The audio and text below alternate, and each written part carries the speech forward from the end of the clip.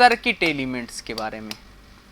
तो circuit elements में कौन कौन से एलिमेंट हैं, जितने भी एलिमेंट्स, 4 एलिमेंट्स हम लिखे थे, रजिस्टर, इंडक्टर, कैपेसिटर और सोर्सेस, तो चारों एलिमेंट्स के बारे में पढ़ेंगे। इसमें सर्किट एलिमेंट कैसे डिसाइड करेंगे कि ये वाला सर्किट एलिमेंट ये है, मतलब कि जैसे हमारे पास एक एलिमेंट दिया गया है, कैसे पता चलेगा कि ये रजिस्टर है, इंडक्टर है, कैपेसिटर है, सोर्स है, कैसे पता चलेगा? तो इसके VI कैरेक्टरिस्टिक से पता करेंगे, मतलब इसके क्रॉस एक वोल्टेज अप्लाई करेंगे। जब इसके क्रॉस एक वोल्टेज अप्लाई करेंगे तो इस एलिमेंट के कैरेक्टरिस्टिक के हिसाब से, इस एलिमेंट के एप्लीकेशन के हिसाब से ही इसमें करंट का फ्लो होगा। अगर इसके कैरेक्टरिस्टिक के हिसाब से इसमें करंट का फ्लो हो रहा है तो हम देखेंगे कि अप्लाई वोल्टेज से और करंट के बीच का जो रिलेशन है या जो कैरेक्टरिस्टिक है वो बता देगा कि रजिस्टर है, इंडक्टर है या फिर कैपेसिटर है। तो किसके द्वारा कैरेक्टराइज्ड होगा? तो characterized it is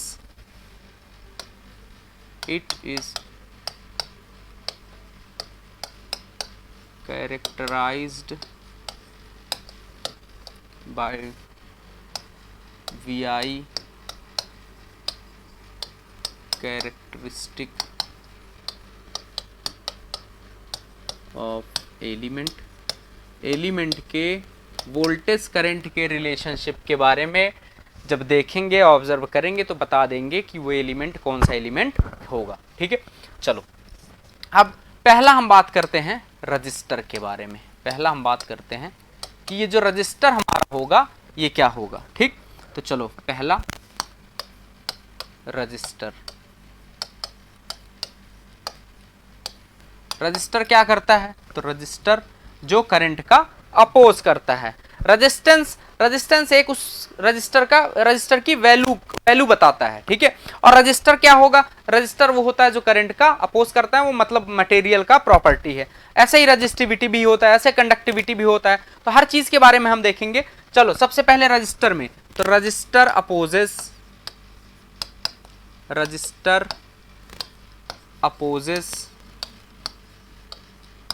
the flow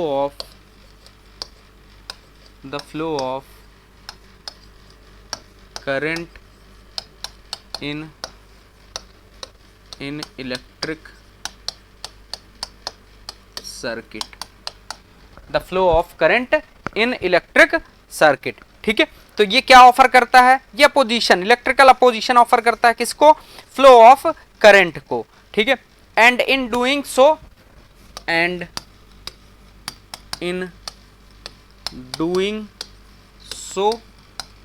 it converts electrical energy into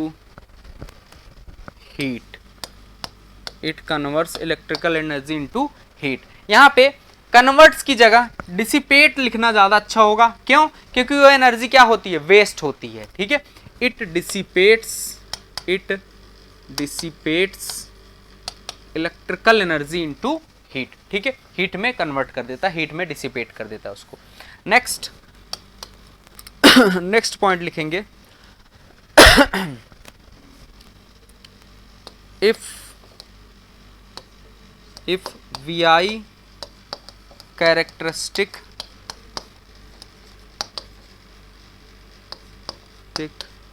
of element shows that if VI characteristic of element shows that voltage is shows that applied voltage is लिखते हैं, shows that applied voltage is directly proportional to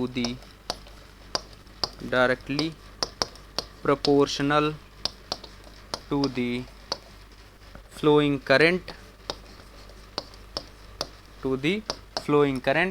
then that element is called as resistor। मतलब मान लो ये element लिए हुए हैं, इसमें एक वोल्टेज प्रोवाइड की और करंट को ऑब्जर्व किए और वो करंट वोल्टेज के प्रोपोर्शनल में था, तो हम उस एलिमेंट को क्या बोल देंगे, उस एलिमेंट को हम रजिस्टर बोल देंगे।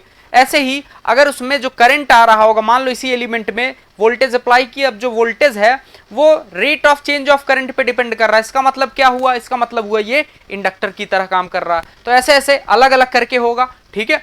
तो वी आई कैरेक्टरिस्टिक ऑब्जर्व करेंगे और अगर वोल्टेज करंट के डायरेक्टली प्रोपोर्शनल है तो हम उसको क्या बोलेंगे, रजिस्टर। मतलब यहां से हम सीधा सीधा लिख सकते हैं कि अगर V is proportional to I है तो हम क्या बोल देंगे, रजिस्टर। तो यहाँ पे V इज प्रोपोर्शनल टू क्या आ जा रहा है, I। अब कैसे ये V is proportional to I आता है, जब हम ओम्स लॉ पढ़ेंगे तो उसके बारे में बात करेंगे, ठीक है। तो अभी रजिस्टर में यहाँ तक पढ़ने के बाद इसके थोड़ा पावर और एनर्जी के बारे में बात कर लेते हैं। जैसे पावर इज इक्वल्स टू क्या होगा, तो यहाँ पे अगर हमें V is proportional to I पता चला तो इसका मतलब जब V में V is proportional to I था पीछे यहाँ पे, अब जब हम इस प्रोपोर्शनलिटी कांस्टेंट को हटाएंगे तो ये किसके लिए वैलिड है, रजिस्टर के लिए। तो उसका उस रजिस्टर का रेजिस्टेंस आ जाएगा इस प्रोपोर्शनलिटी कांस्टेंट के लिए। तो रेजिस्टेंस क्या होता है, किसी मटेरियल का कांस्टेंट होता है, ठीक है। मतलब V इज इक्वल्स टू क्या हो जाएगा, R इंटू आई। ये हमारे रजिस्टर के बारे में था। अब रजिस्टर के अगर पावर के बारे में बात किया जाए तो रजिस्टर का जो पावर होगा, पावर इज इक्वल्स टू क्या होगा, तो पावर इज इक्वल्स टू होता है V इंटू आई।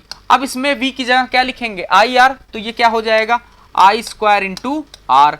या फिर और क्या हो सकता है, अब अगर इसी में मान लो I की जगह क्या लिख दो, V बाई आर, तो ये और क्या हो जाएगा, क्या ये V स्क्वायर बाई आर भी लिख सकते हैं, V स्क्वायर बाई आर भी लिख सकते हैं। तो पावर इज इक्वल्स टू या तो आई स्क्वायर आर होगा या V स्क्वायर बाई आर होगा। अब हम जानते हैं एनर्जी इज इक्वल्स टू क्या होता है, तो एनर्जी इज इक्वल्स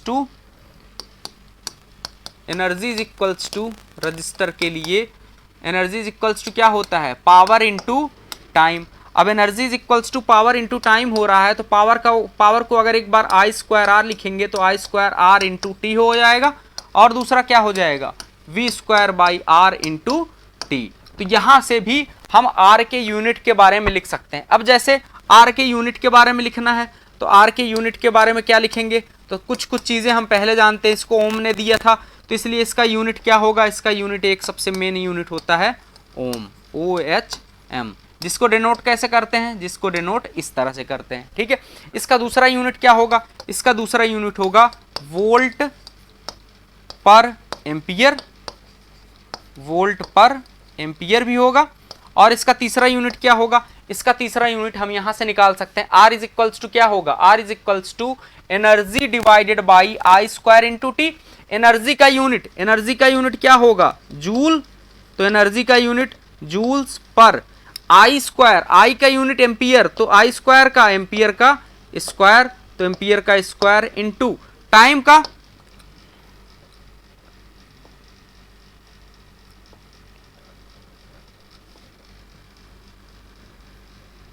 टाइम का क्या हो जाएगा, सेकेंड हो जाएगा, तो इंटू सेकेंड। तो जूल का सॉरी इसका यूनिट, जो रजिस्टर का यूनिट है वो क्या होगा, वो ये 3 होगा, ठीक है। ये रेजिस्टेंस किसके द्वारा अप्लाई किया जाता है, तो ये रेजिस्टेंस मटेरियल की प्रॉपर्टी जो कि रेजिस्टिविटी होती है उस अप्लाई किया जाता है। अब इस रेजिस्टिविटी को हम देखेंगे कैसे, तो इस रेजिस्टिविटी को हम ओम्स लॉ के अकॉर्डिंग देखेंगे कि ओम्स लॉ होता क्या है। तो चलो सबसे पहले ओम्स लॉ समझते हैं, ओम्स लॉ क्या होगा। तो नेक्स्ट है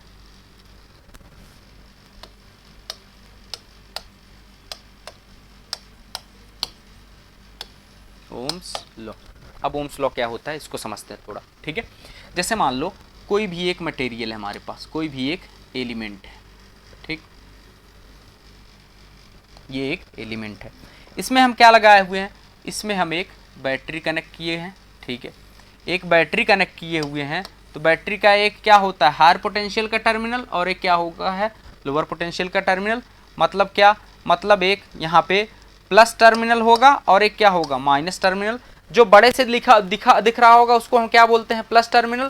जो छोटे से होगा उसको क्या बोलेंगे, माइनस टर्मिनल। मतलब एक हायर एक लोअर। अब मान लेते हैं ये जो वोल्टेज लगाया गया है, ये वोल्टेज जो ये बैटरी V वोल्ट का लगाया गया है, ये एक इलेक्ट्रिक फील्ड अप्लाई कर रही है E का डायरेक्शन कैसा होगा, तो E का डायरेक्शन अब मटेरियल में भी जो प्लस प्लेट से कनेक्टेड है उस पे प्लस होगा, जो माइनस से कनेक्टेड है वो माइनस से होगा। मतलब अगर इलेक्ट्रिक फील्ड का डायरेक्शन देखना चाहे तो इलेक्ट्रिक फील्ड का डायरेक्शन किस तरफ होगा, तो इलेक्ट्रिक फील्ड का डायरेक्शन हमेशा प्लस से माइनस की ओर होता है, मतलब इलेक्ट्रिक फील्ड का डायरेक्शन इस तरफ होगा। ठीक है, ये क्या लिए हुए थे, ये मटेरियल हमारे पास जो था ये क्या था, ये एक मेटल था। अगर ये एक मेटल है तो इसमें क्या होगा, मेटल्स में हम जानते हैं बहुत सारे फ्री इलेक्ट्रॉन्स होते हैं, मतलब इस मटेरियल में बहुत सारे क्या होंगे, फ्री इलेक्ट्रॉन्स होंगे।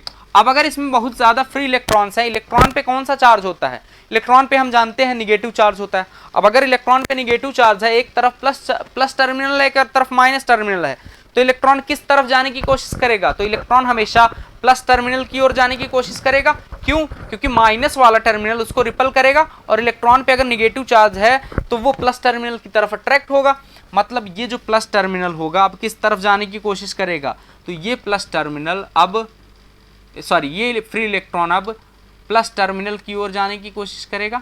ठीक है, अगर ये फ्री इलेक्ट्रॉन प्लस टर्मिनल की ओर जाने की कोशिश कर रहा है तो इसका मतलब क्या होगा, इसका मतलब ये हुआ कि जो मटेरियल में जब हम फ्री इलेक्ट्रॉन पढ़ रहे थे उस टाइम पे ध्यान से याद करो या उस पेज को खोल लो एक बार, वहां पे देखोगे कि मटेरियल में फ्री इलेक्ट्रॉन के साथ साथ और क्या मिलता था, फ्री इलेक्ट्रॉन के साथ साथ और जो एटम का पार्ट, एटम का जो प्लस बचा हुआ था वो मिलेगा, प्लस और कोई भी मेटल परिपूर्ण नहीं होता, मतलब उसमें कुछ ना कुछ इम्प्योरिटीज होती हैं, तो उसके इम्प्योरिटीज होंगे, प्लस टर्मिनल्स होंगे, प्लस चार्जेस होंगे। ठीक है, तो इन सब के कारण ये इलेक्ट्रॉन क्या फेस करेगा, अपोजिशन फेस करेगा, मतलब इलेक्ट्रॉन निगेटिव टर्मिनल से पॉजिटिव की तरफ आने की कोशिश कर रहा होगा। लेकिन जो ये मेटल्स है इसके कुछ अपने क्या होंगे, इसके कुछ अपने इम्प्योरिटीज होंगी।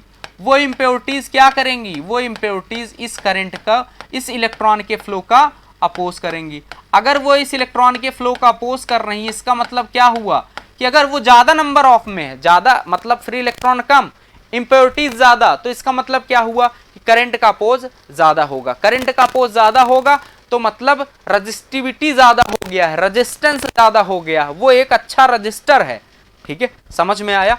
अच्छा, और अगर उन्हीं का नंबर कम हो गया है और फ्री इलेक्ट्रॉन्स का नंबर ज्यादा हो गया है तो इसका मतलब हम क्या बोल सकते हैं, इसका मतलब हम बोल सकते हैं कि इसमें नंबर ऑफ फ्री इलेक्ट्रॉन्स ज्यादा हो गया, इसका मतलब हुआ कंडक्टिविटी ज्यादा हो गया, इसका मतलब फ्री इलेक्ट्रॉन्स का फ्लो ज्यादा हो गया, इसका मतलब उसमें करंट का फ्लो ज्यादा हो गया है। समझ में आया। ठीक है, तो चलो यहां से रजिस्टिविटी, कंडक्टिविटी, ये सब सारी चीजों को हम रिलेट कर लिए। चलो ठीक है, अब जब ये फ्री इलेक्ट्रॉन्स निगेटिव से पॉजिटिव की तरफ आएगा तो हम क्या बोलेंगे, करंट का फ्लो हुआ है, मतलब चार्जेस का फ्लो हुआ है, मतलब फ्री इलेक्ट्रॉन्स का फ्लो हुआ है। तो हम यहां से डायरेक्टली बोल सकते हैं कि किसका फ्लो हुआ, मटेरियल में करंट का फ्लो हुआ, किसके कारण, फ्री इलेक्ट्रॉन के कारण। किस डायरेक्शन में, प्लस से माइनस की डायरेक्शन में। हाँ, फ्री इलेक्ट्रॉन का फ्लो माइनस से प्लस की तरफ हो रहा है, लेकिन हम करंट का कन्वेंशन क्या मान के चले हैं कि ये इसका फ्लो हमेशा पॉजिटिव चार्ज का फ्लो मान के चलेंगे, मतलब निगेटिव के अपोजिट डायरेक्शन में। तो इसमें हम बोलेंगे कि करंट का फ्लो किस तरफ हुआ, करंट का फ्लो प्लस से माइनस की तरफ हुआ। समझ में आया इतना। ठीक है, तो चलो यहाँ पे कुछ चीज़ें, जैसे ये हमारा क्या था, इसको हम बोलेंगे इम्प्योरिटीज, इसको क्या बोलेंगे, इसको बोलेंगे फ्री इलेक्ट्रॉन्स। ठीक है, ये क्या होगा, फ्री इलेक्ट्रॉन्स। चलो ठीक है, और ये हमारा क्या है, ये एक बैटरी हम लगाए हुए हैं। अब क्या होगा, अब if number of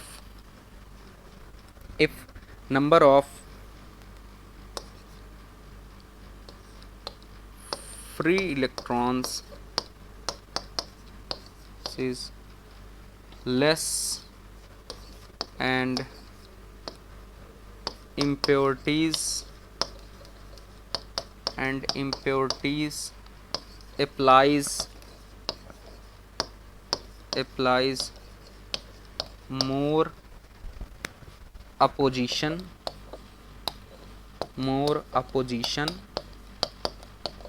then we can say that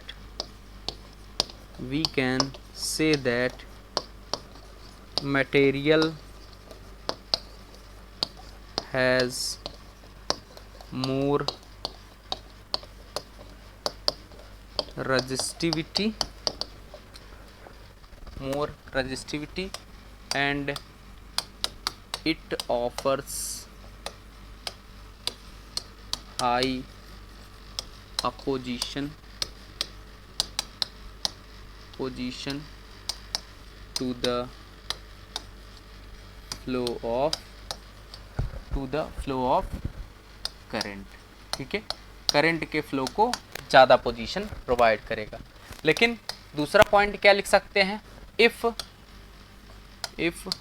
number of free electrons is more and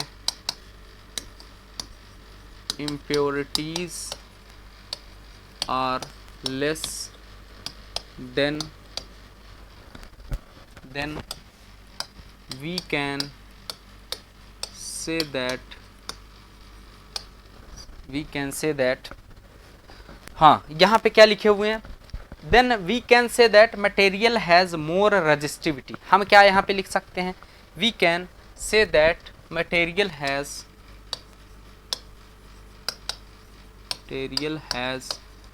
more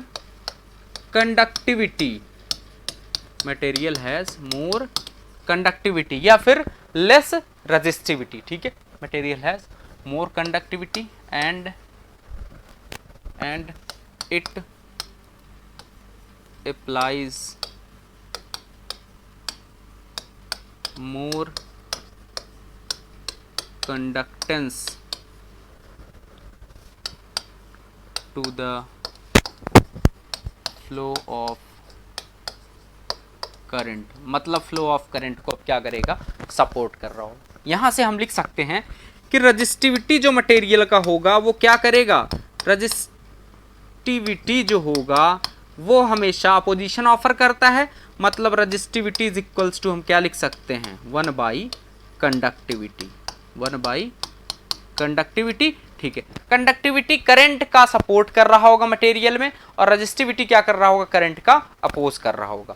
resistivity को हम किससे डिनोट करते हैं, रजिस्टिविटी को हम रो से डिनोट करते हैं। कंडक्टिविटी को किससे डिनोट करते हैं, कंडक्टिविटी को हम सिग्मा से डिनोट करते हैं। मतलब रो इज इक्वल्स टू, यहाँ पे क्या पता चला हमें, रो इज इक्वल्स टू क्या होगा, 1 बाई सिग्मा। ठीक है, तो rho is equals to 1 by sigma काफी इंपॉर्टेंट है, तो हम इसको जानते रहेंगे। ठीक ना, तो हम इसको जानते रहेंगे। चलो नेक्स्ट आगे बढ़ते हैं। अब रजिस्टिविटी के बाद जब यहाँ पे हम देखें इसमें कि कंडक्टिविटी हो रहा था और करंट का फ्लो हो रहा था, तो हम यहाँ पे क्या देखें कि ये जो करंट यहाँ से फ्लो हो रहा है, मतलब इस पॉइंट से इसमें करंट एंटर कर रहा होगा। अगर इस पॉइंट से इसमें करंट एंटर कर रहा है तो इसके क्रॉस सेक्शनल एरिया से के थ्रू करंट एंटर कर रहा है। मतलब हम यहाँ पे करंट टर्म ना यूज करके करंट डेंसिटी का टर्म यूज करेंगे। तो ओम्स लॉ क्या बोलता है, ओम्स लॉ बोलता है कि अगर किसी मटेरियल के सराउंडिंग का टेम्परेचर तुम कांस्टेंट रख दो और उस मटेरियल के कंडक्टिविटी और रजिस्टिविटी को फिक्स कर दो, मतलब कंडक्टिविटी को फिक्स कर रहे हो तो रजिस्टिविटी अपने आप फिक्स हो जा रही, या फिर रजिस्टिविटी को फिक्स कर रहे हो तो कंडक्टिविटी फिक्स हो जाएगी। चलो ठीक है, तो मटेरियल के सराउंडिंग के टेम्परेचर को कांस्टेंट रखो और उसके रजिस्टिविटी को क्या कर दो, कांस्टेंट फिक्स कर दो। तो उस मटेरियल में जो करंट डेंसिटी एंटर होगी या उस मटेरियल के थ्रू जो करंट डेंसिटी पास होगी या उस मटेरियल में जो करंट डेंसिटी होगी वो हमेशा अप्लाइड इलेक्ट्रिक फील्ड के प्रोपोर्शनल होगी। तो ओम ने क्या बोला, ओम ने बोला according to Ohm's law, according to Ohm's law, if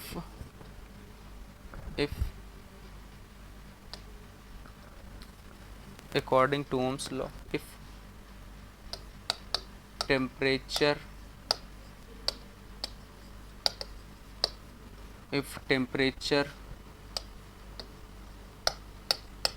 surrounding to material, if temperature surrounding to material and resistivity of material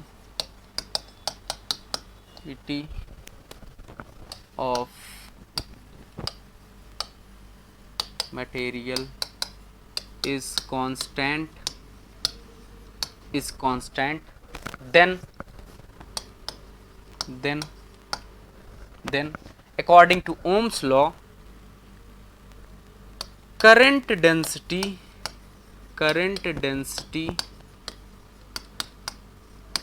in the material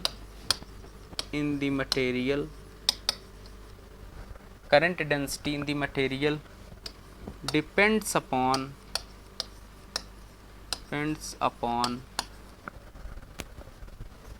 applied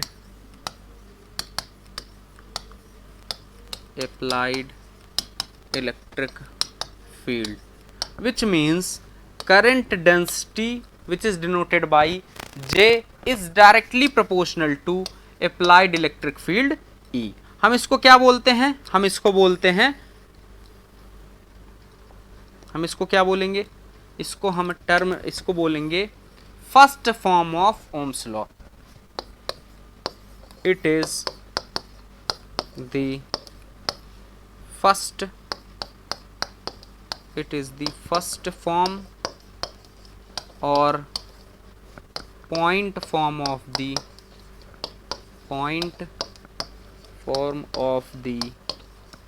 Ohm's law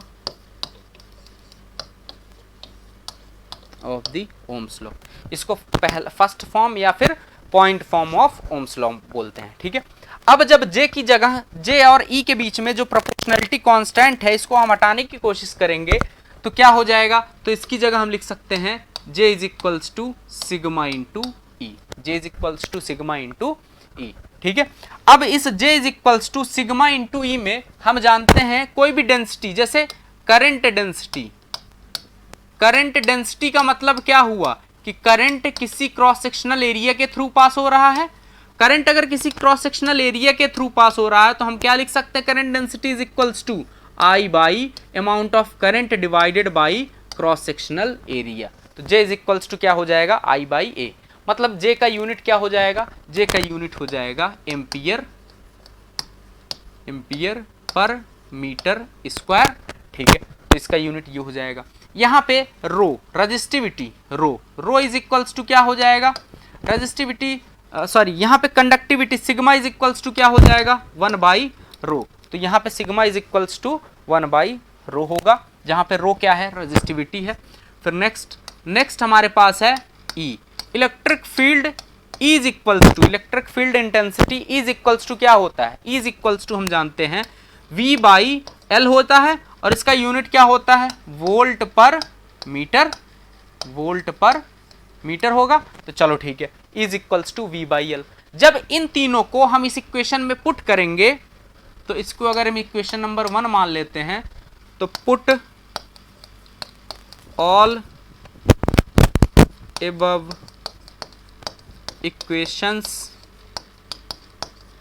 in equation 1 में जब पुट करेंगे तो J की जगह क्या हो जाएगा? I by ए हो जाएगा. सिग्मा की जगह क्या? 1 बाई रो हो जाएगा. V और E की जगह V बाई L हो जाएगा. इतना लिख सकते हैं. ठीक है. अब इसमें अगर हम रो और L को इस तरफ लाने की कोशिश करें, इस रो और इस L को अगर I की तरफ ले जाएं तो क्या हो जाएगा? तो ये कुछ इस तरह हो जाएगा कि V इज इक्वल्स टू क्या हो जाएगा? रो L बाई ए इंटू आई. मतलब रो L बाई ए की जगह हम क्या लिखेंगे? रो L बाई ए ही क्या बोला जाएगा? ये एक टर्म, इस पूरे इक्वेशन को एक टर्म नाम दे देते हैं रेजिस्टेंस R. तो R of material into I is equals to V.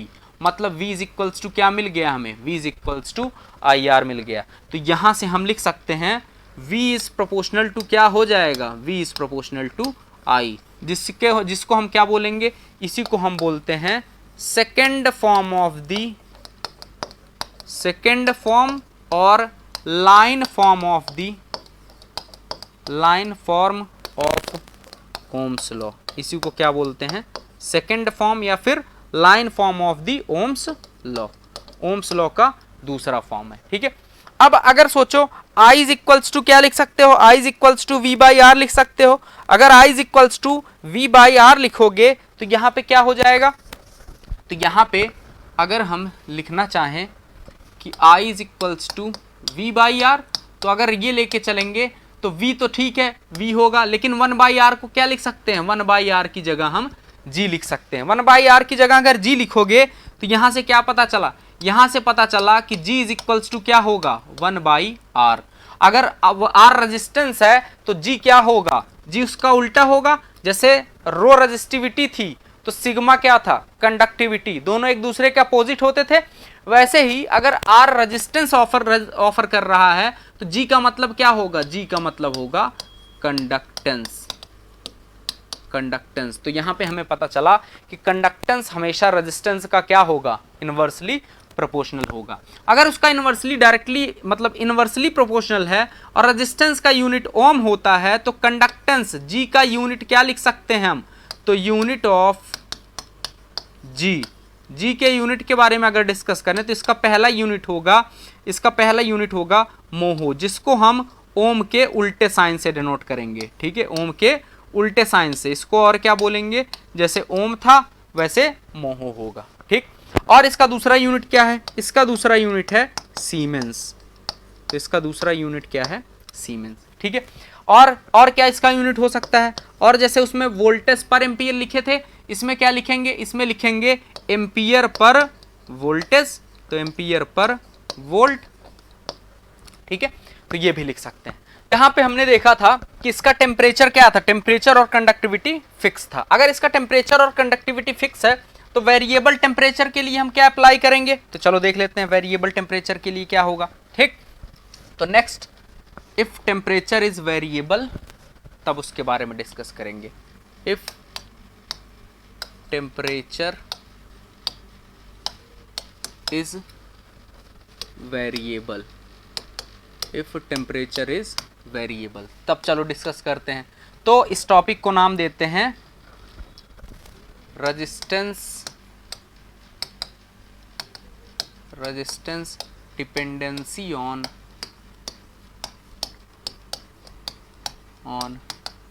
Temperature. Temperature पे रेजिस्टेंस का क्या डिपेंडेंसी है। ठीक है, टेम्परेचर पे रेजिस्टेंस के डिपेंडेंसी को अगर देखना है तो एक फॉर्मूले से हम देखेंगे, जहां पे RT2 इज इक्वल्स टू क्या होगा, RT1 into 1 plus alpha delta T. RT2 is equals to RT1 into 1 plus alpha delta T, जहां पे RT2 क्या है, RT2 है रेजिस्टेंस, यहां पे RT2 है रेजिस्टेंस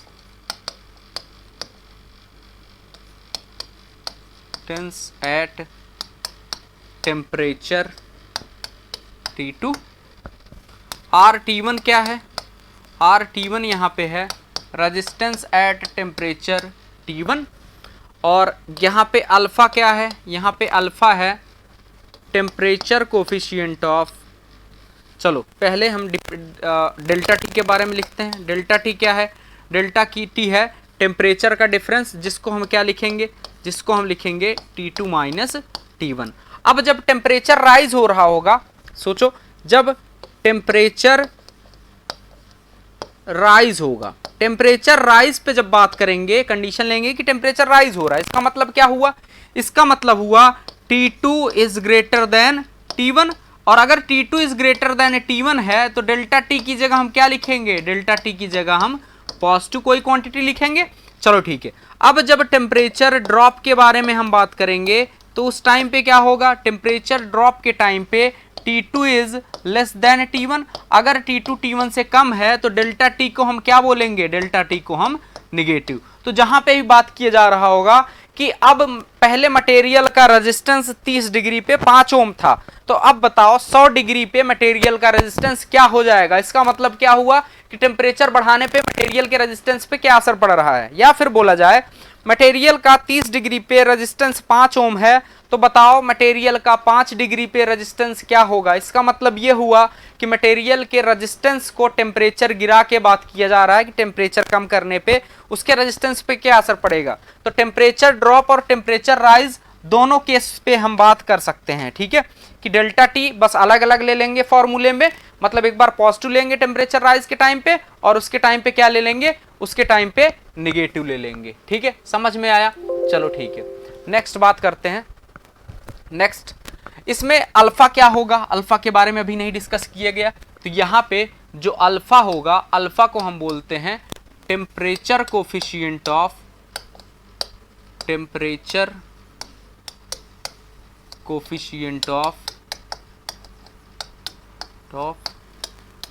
रेजिस्टेंस, इसको बोलते हैं टेम्परेचर कोफिशिएंट ऑफ रेजिस्टेंस। ये सब के लिए क्या होता है, अलग अलग होता है। जैसे अल्फा का वैल्यू किसी के लिए पॉजिटिव होता है, तो अल्फा का वैल्यू किसी के लिए निगेटिव होता है, तो अल्फा का वैल्यू किसी के लिए 0 होता है।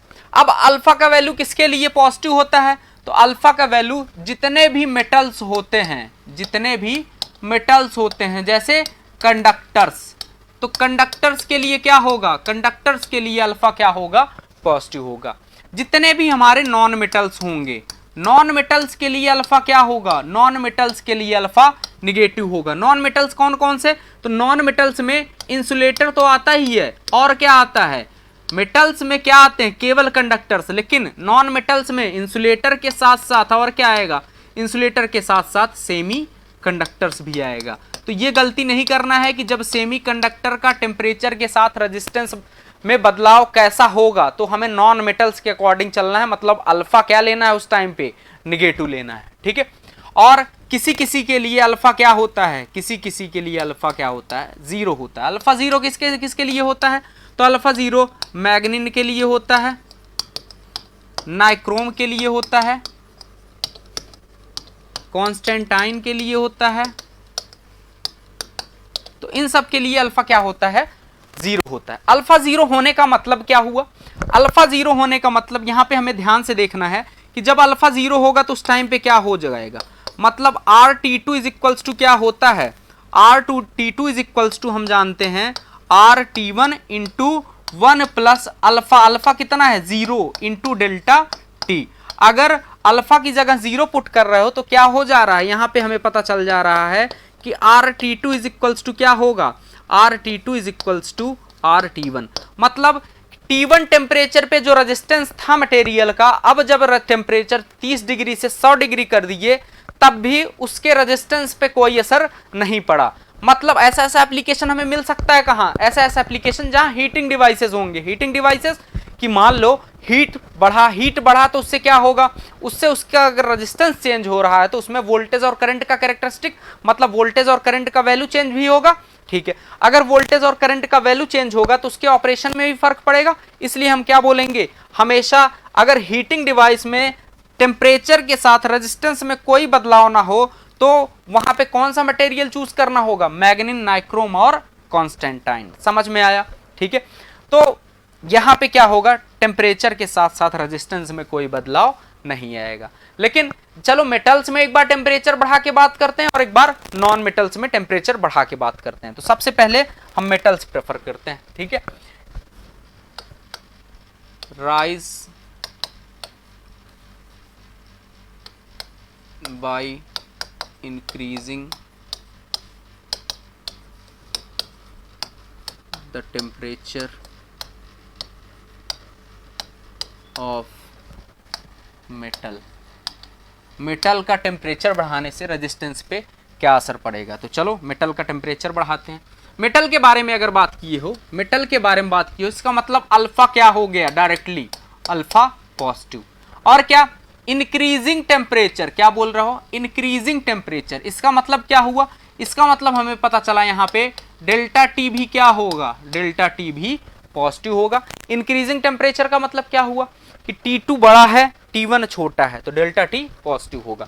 अब हम यहां से लिख सकते हैं कि RT2 इज इक्वल्स टू क्या होगा, RT2 is equals to RT1 into 1 plus alpha delta T होगा। चलो ठीक है, अब यहां पे बताओ क्या क्या पॉजिटिव है, यहां पे अल्फा भी पॉजिटिव है, डेल्टा टी भी पॉजिटिव है, मतलब पॉजिटिव इंटू पॉजिटिव क्या हो जाएगा, वो भी एक पॉजिटिव क्वांटिटी रही होगी।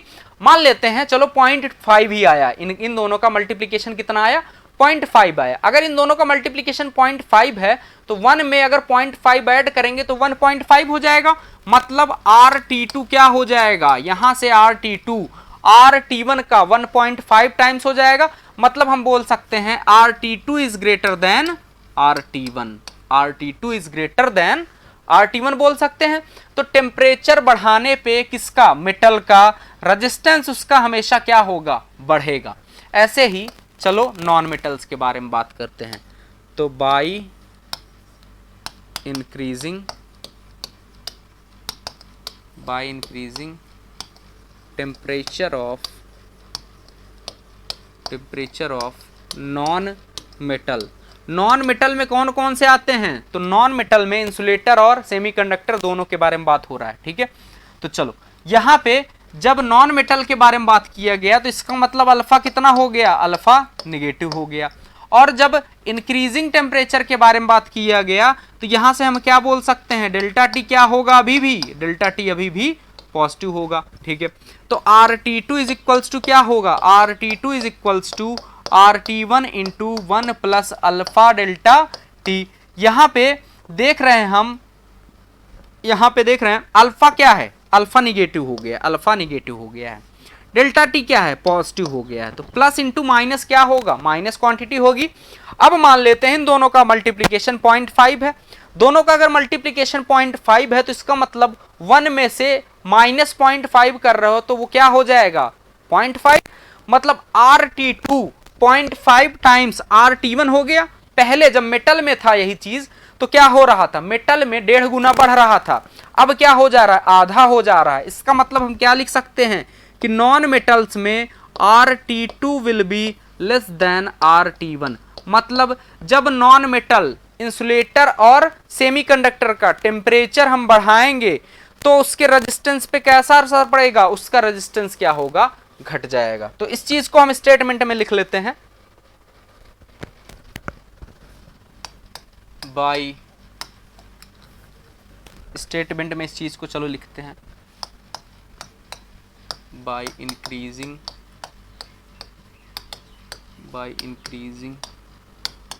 the temperature of metal, its resistance will increase, its resistance will increase and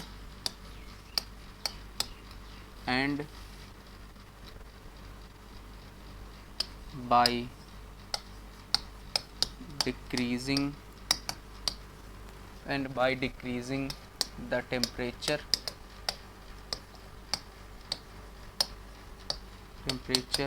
its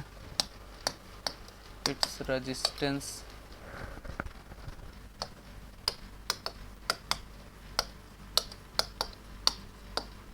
will decrease, ठीक है। ऐसे ही नॉन मेटल्स के बारे में बात करेंगे तो by increasing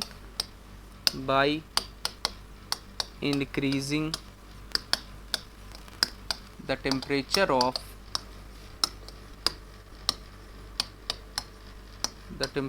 of non-metal its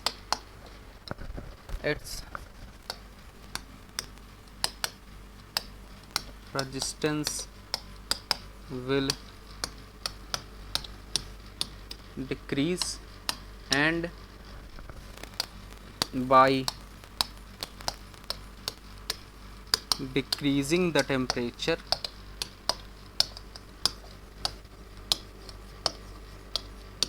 its resistance by decreasing the temperature its resistance will increase, ठीक है। समझ में आया, तो जो चीजें हम सीखे वहां से यहाँ पे लिख सकते हैं, ठीक है। तो यहाँ पे रेजिस्टेंस के बारे में टॉपिक खत्म होता है। अब इस रेजिस्टेंस से थोड़ा सा देखते हैं कि शॉर्ट सर्किट क्या होता है और ओपन सर्किट क्या होता है, ठीक है। तो शॉर्ट सर्किट, जैसे मान लो शॉर्ट सर्किट क्या होता है उसके बारे में देखते हैं।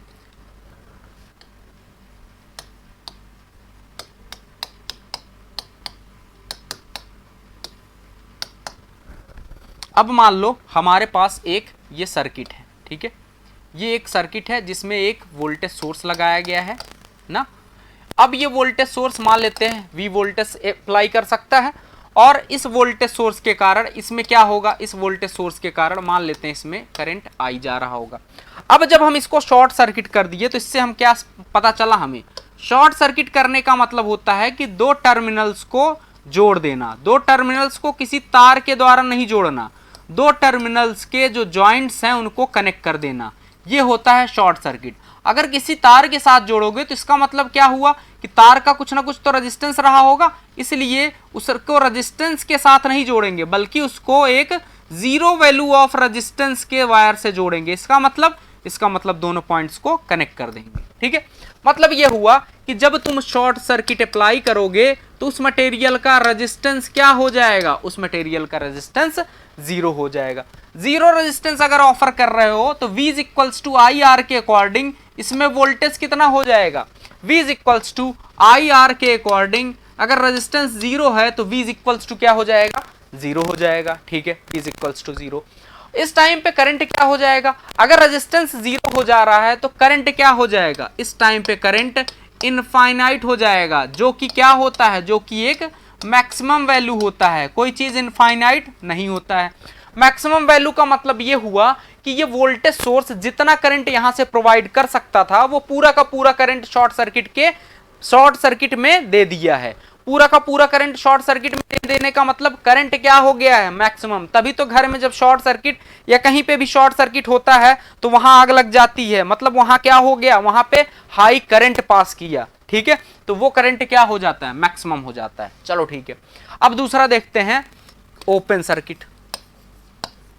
ओपन सर्किट, तो ओपन सर्किट का मतलब क्या होगा, ओपन सर्किट का मतलब होगा कि अगर ये हमारे पास एक सर्किट है जिसमें क्या लगाया गया है, जिसमें वोल्टेज सोर्स V लगाया गया है, जो कि क्या प्रोवाइड कर सकता है, जो कि आई करंट किसी लोड को प्रोवाइड कर सकता है, वो करंट लोड के साथ वेरी होगा। अब लोड की टर्मिनल की जगह हम क्या लगा दिए हैं, लोड के टर्मिनल की जगह कुछ ना लगा के हम इसको क्या कर दिए हैं, ओपन रखे हैं। दोनों कनेक्शन को अगर ओपन रखे हो तो ये कैसा रेजिस्टेंस प्रोवाइड करेगा, तो ये हम जान रहे हैं ये एक इनफाइनाइट रेजिस्टेंस प्रोवाइड करेगा। अगर ये एक इनफाइनाइट रेजिस्टेंस प्रोवाइड कर रहा है तो V इज इक्वल्स टू, किसी भी खुला हुआ कनेक्शन को क्या बोलोगे कि रेजिस्टेंस उसका इनफाइनाइट है। क्यों, क्योंकि इलेक्ट्रॉन का फ्लो हो ही नहीं सकता, मतलब करंट का फ्लो हो ही नहीं सकता, मतलब रेजिस्टेंस क्या है, विरोध करने की क्षमता उसकी सबसे ज्यादा है, मतलब कोई करंट फ्लो नहीं हो रहा है। अगर रेजिस्टेंस इनफाइनाइट हो गया तो हम क्या बोल सकते हैं कि वोल्टेज क्या होगा, V is equals to I R के अकॉर्डिंग वोल्टेज क्या हो जाएगा, वोल्टेज भी इनफाइनाइट हो जाएगा। वोल्टेज इनफाइनाइट होने का मतलब कि वोल्टेज सोर्स जितना वोल्टेज उस टर्मिनल के क्रॉस अप्लाई कर सकता था वो पूरा का पूरा वोल्टेज अप्लाई कर दिया है, मतलब इस टर्मिनल के क्रॉस भी तो वोल्टेज V हो जाएगा अगर ये ओपन सर्किट रहेगा। मतलब ये हुआ कि V इज इक्वल्स टू क्या हो जाएगा, मैक्सिमम हो जाएगा। जितना वोल्टेज सोर्स अप्लाई कर सकता था वो पूरा का पूरा वोल्टेज अप्लाई कर दिया है। तो इनफाइनाइट का मतलब हमें समझना है कि जो लिमिट पहुंचना था वो लिमिट हम पहुंच चुके हैं, ठीक है। अच्छा, अब यहाँ पे अगर रेजिस्टेंस इनफाइनाइट है तो करंट क्या हो जाएगा, तो करंट जीरो हो जाएगा। करंट जीरो क्यों, क्योंकि ओपन सर्किट है। मतलब हम जहां पे भी अब देखेंगे कि voltage is equals to zero है तो voltage is equals to zero देखेंगे, जैसे हम बोलेंगे क्या है, कैसा सर्किट है ये एक शॉर्ट सर्किट है। और जहां पे भी हम current I is equals to zero देखेंगे आगे से हम डायरेक्टली क्या बोल देंगे कि ये किस तरह का सर्किट है, ये एक open circuit. If you really like the video, hit the like button, share the video, comment on our video and subscribe to our YouTube channel and press the bell icon for the latest updates. Thank you.